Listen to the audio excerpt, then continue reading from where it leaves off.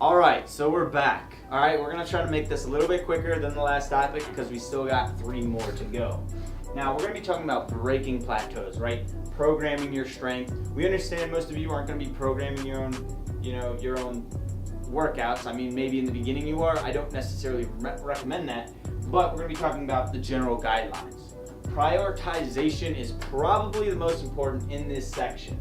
Now, when we talk about prioritization, we are talking about putting your main compounds first and the lifts that you want to improve the most first, right? Mm-hmm. It makes sense. It's when you have the most glycogen. It's when you have the most energy. Let's just be honest with ourselves.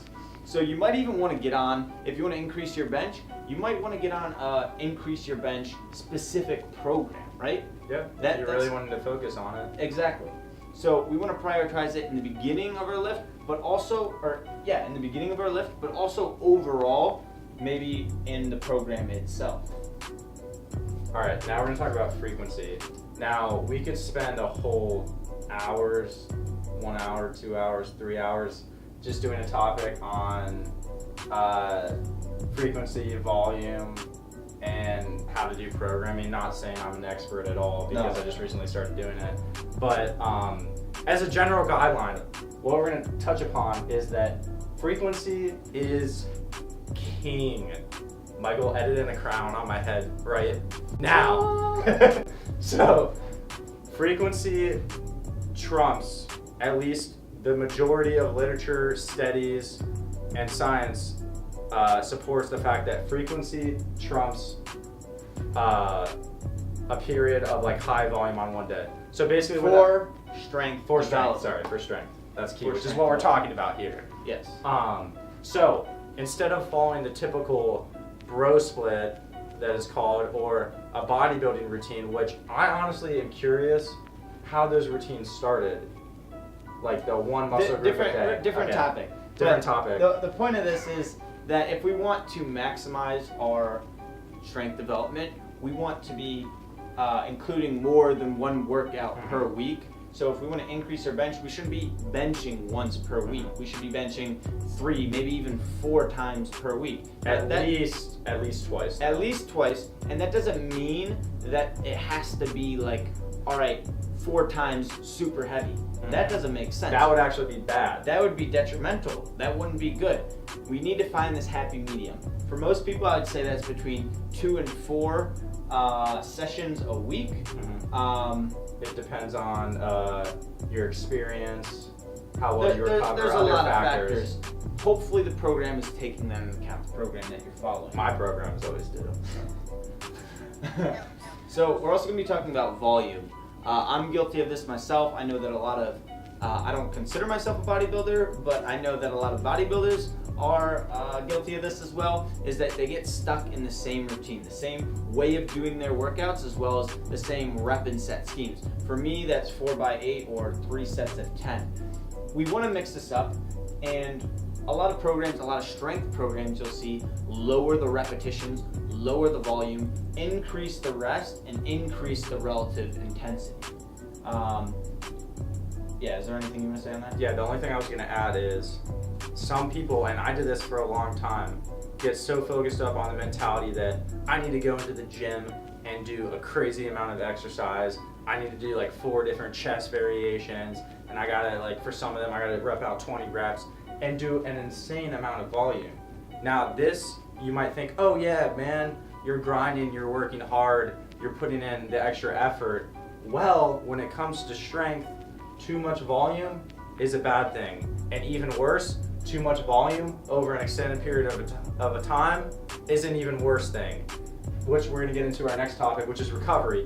But you have to allow your body to adapt, to rise above homeostasis, or the level that it was at before, and that's how you get stronger. If you're always tearing your body down with high volume, not changing up your rep variation, you're not gonna you're gonna hit a plateau. So break it and switch it up. So for specificity, I'm gonna give you a riddle or a trivia question. Oh geez. You wanna get better at something. Yeah. Do you want to do more of that thing to get better at it? or something different? Is that a rhetorical question? No, please answer. Well, you would do more of what you would want to be good Okay, at. so you're telling me that to get better at bench, I should bench more? Whoa, man! That's crazy! No, come on, guys. Chest flies are not going to help you get a bigger bench in the grand scheme of things. Well, they When- could. They okay. could. Let But me not. finish. Okay. No, I'm just kidding. What were you going to say? They can. So can like 100 push-ups or whatever. Yeah. But they're not going to help you as much as the much. movement itself will. Yeah. So, Sorry to kill don't your get... You're good, man. You're good. Happens. I did it again. So you want to be benching more. Of course, you want to have different exercises, which we're about to talk on the next point. But your main focus should be on bench. Don't get so caught up in doing all these variations and Overcomplicated. overcomplicating it when you're trying to get better at something. Just do more of that. But then comes a point where accessories do have a big impact and can help you get over or break through a plateau. And this has to do something with weak point training. So what this is you basically assess what your weak point is or where you're struggling in the bench press. I feel like the most common place that people struggle in the bench press is probably like somewhere towards the middle off the or chest. top. Yeah. No, No, towards the top. Oh yeah, no, it's actually right off the chest. It's right off actually. the chest, in my Okay. experience at least. Uh, For me personally. We're cutting that. Okay. So there's a lot of different accessory movements that can work on this certain spot or weakness in the bench that once you get over that individual weakness, you're able to bench press it. So some things for getting stuck at the bottom that you can do. And we can show like pictures or, I don't know, we'll explain More this. B-roll. Yeah, pin press, floor press, pause reps, spotto press, Block press. block press. There's a ton of There's a bunch of different variations, but you need dynamic effort work, speed benching. But even then, you need to consider that these accessories are specific in their exercise to their exercise, right? So we're not doing like a ton of different variations of different flies or whatever. We're still keeping it specific to that exercise. And this shouldn't necessarily, these are accessories, so that doesn't mean we're taking out whatever we're doing for our normal They bench just press. supplement. Yes, what you're they're already- supplementary to work through different weaknesses. Another sticking point that some people have is locking out. And I'm sure you've heard this anytime anyone gives any advice about the bench press, they talk about tricep strength. Yes. Correct? And they talk about locking out. Now, what are some things that we can do to work on our lockout? Well, we can do a lot of tricep accessories, but if we want to be more specific and do a different variation of bench press, we can add something called accommodating resistance. This could be bands, this could be chains. And basically what this does is the resistance changes as you go throughout the movement towards pushing upward during the concentric part of the movement. So there's no resistance here, the band is loose. As you press up, it tightens, it gets harder, so you have to really push through with your triceps to lock out. There's also I didn't even talk about it with you with this before, movement that are called dumbbell rollovers that work the muscle right here, which is where the most power comes when you're fully extending your arm. It's something that I did not know that. Yeah, it's something that Louis Simmons at Westside Barbell lives and dies by, and I was just watched some of his videos. But we could maybe show a demo of that exercise to potentially help you locking out, along with any type of accommodating resistance. The key point here with the accommodating resistance is generally once you get off the chest, for most people, that's the hard part. And from there, you're using strength, but you're also using momentum from that point on. And the tap is generally when it gets a little bit easier. This accommodating resistance makes the easiest part of the motion the hardest part of the motion, because now you got more chains or more resistance from those bands. It's also sometimes the case though, a good friend of mine that I lived with over the summer, he literally kept going for a PR. He would get 3/4 of the way up. Really? It was crazy. Wow. Yeah. So he would do things like that. Yeah, so that specific training would help him reach that, and now he has a new bench press max. Nice. Yeah, hopefully. If he does that. He doesn't have it yet. So do this. Alright, so now we're going to be talking about time. When we're talking about time, we're first going to be talking about the process. Trusting the process. This is something that I struggle with a lot, and this is something a lot of beginners struggle with, is you expect results immediately. Especially today, you get things right away. If your phone, it's not loading the page right away, you're like, what the hell, my phone's broken, da-da-da. Have patience. Come on. As long as you're doing what you're supposed to be doing, you have to have trust in the process that it's going to work. So if you're following a program for 3 weeks and you don't see results, don't be discouraged. It's been 3 weeks. I always say that if you're going to follow a program, at least follow it like 9 weeks so you can get a feel for what you like, what you don't like, and then from that point forward, you can make an educated decision. Also, it's important that you mentioned that we should track our progress, because it's very easy to compare ourselves to other people and lose track of where we've actually came from, right? Mm-hmm. And another good thing about tracking is you can evaluate if you're following a program, then you know at what point in the program did I hit a plateau? At what point in the program did I start to get fatigued? How much was too much? And maybe you get injured. You can maybe like look back and see what you had been doing, or your strength drops in something and you took out an accessory and you're like, oh, that accessory must have been pretty key. It was somehow helping me a lot. Maybe I should add that back in. Or you add a new accessory and all of a sudden your bench press goes up. You have that in a log, you have that recorded somewhere. So now you're learning more about how you're responding to different training. Exactly. And can make adjustments based on that. And again, I think this goes unsaid, but if you want to optimize your bench, you want to max your bench, you should definitely be following a program. And odds are, if you're watching this video right now, you shouldn't be programming for yourself. Myself included, yourself included. We'd be ignorant. Like, that's not to say I don't know a lot, or I don't want to flatter myself too much. That doesn't mean that I don't know a good amount. That doesn't mean that you don't know a good amount. What that means is you'd be ignorant to think that you have nothing to learn. When you follow a program, you learn more about yourself, you learn more about programming, and let's be frank, there's a lot of people, there's a good amount of people that are stronger than us and that know more than us, right? So the last thing we're going to talk about that you kind of hinted towards a little bit was injury prevention. So we're following a program, we're getting stronger, we're doing everything right? We have faith in the process.